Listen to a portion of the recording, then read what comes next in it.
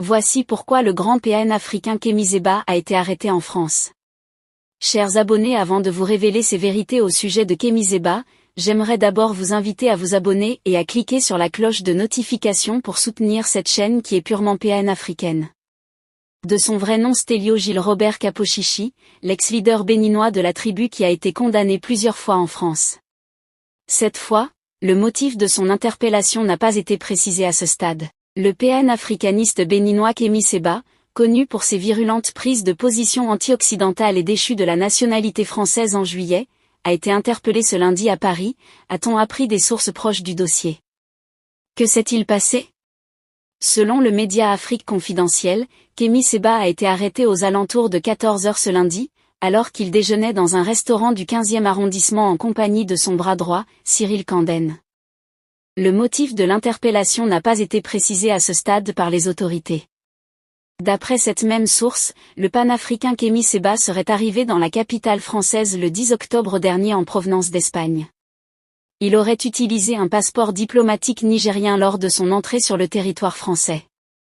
Âgé de 42 ans, il est aujourd'hui à la tête du groupe Urgence panafricaniste et dispose d'une certaine aura sur les réseaux sociaux. Ces dernières années, Kémy Séba a organisé ou participé à plusieurs manifestations hostiles aux France et Afrique, au cours desquelles il a été régulièrement interpellé, expulsé ou refoulé, notamment de Côte d'Ivoire, du Sénégal et de Guinée.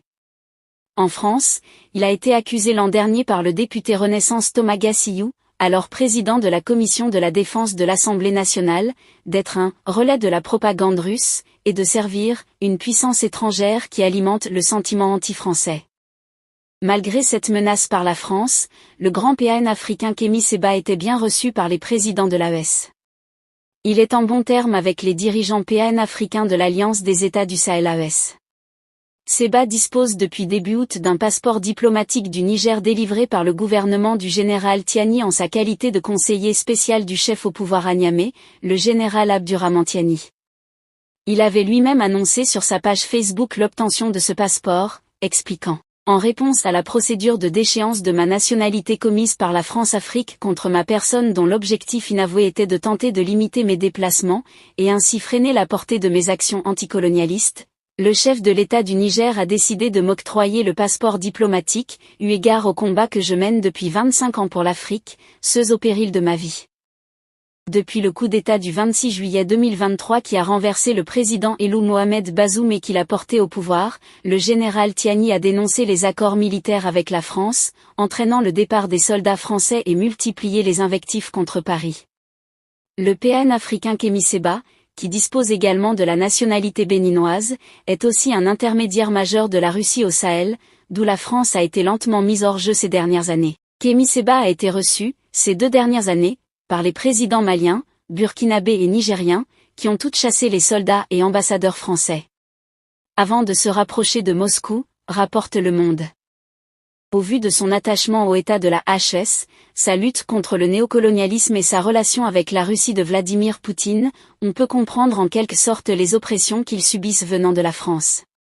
En ce qui concerne cette arrestation, nous suivons l'affaire de près pour vous tenir informés. Chers abonnés, c'est là en quelque sorte l'information que nous avons pour vous aujourd'hui concernant l'arrestation de Kémy Séba ce lundi en France. Nous allons vous informer de la suite de cette affaire. Que pensez-vous de cette situation ? Laissez votre avis en commentaire. Si vous avez trouvé la vidéo intéressante, cliquez sur j'aime et partagez à vos amis. Mais n'oubliez pas de vous abonner et de cliquer sur la cloche de notification pour ne pas rater les prochaines notes d'information.